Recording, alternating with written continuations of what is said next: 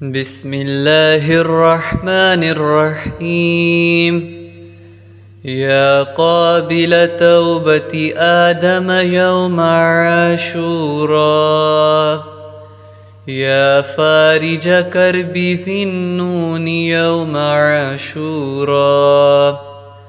يا جامع شمل يعقوب يوم عاشوراء، يا سامع دعوة موسى وهارون يوم عاشوراء، يا مغيث إبراهيم من النار يوم عاشوراء، يا رافع إدريس إلى السماء يوم عاشوراء،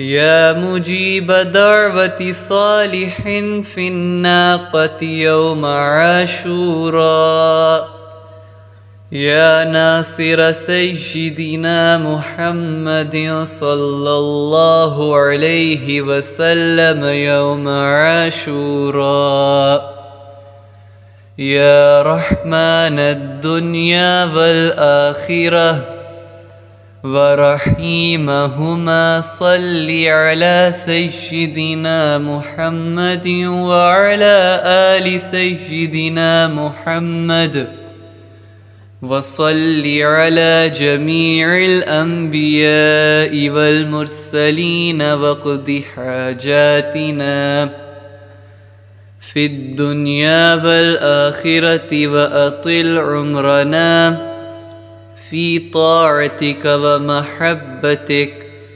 ورضاك، وأحينا حياة طيبة، وتوفنا على الإيمان والإسلام برحمتك يا أرحم الراحمين. اللهم بعز الحسن وأخيه وأمه وأبيه وجده وبنيه فرج عنا ما نحن فيه. سبحان الله ملء الميزان ومنتهى العلم ومبلغ الرضا وزنة العرش، لا ملجأ ولا منجأ من الله إلا إليه.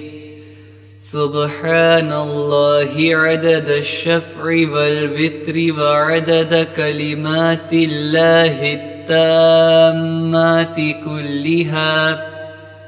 نسألك السلامة برحمتك يا أرحم الراحمين، وهو حسبنا ونعم الوكيل، نعم المولى ونعم النصير، ولا حول ولا قوة إلا بالله العلي العظيم.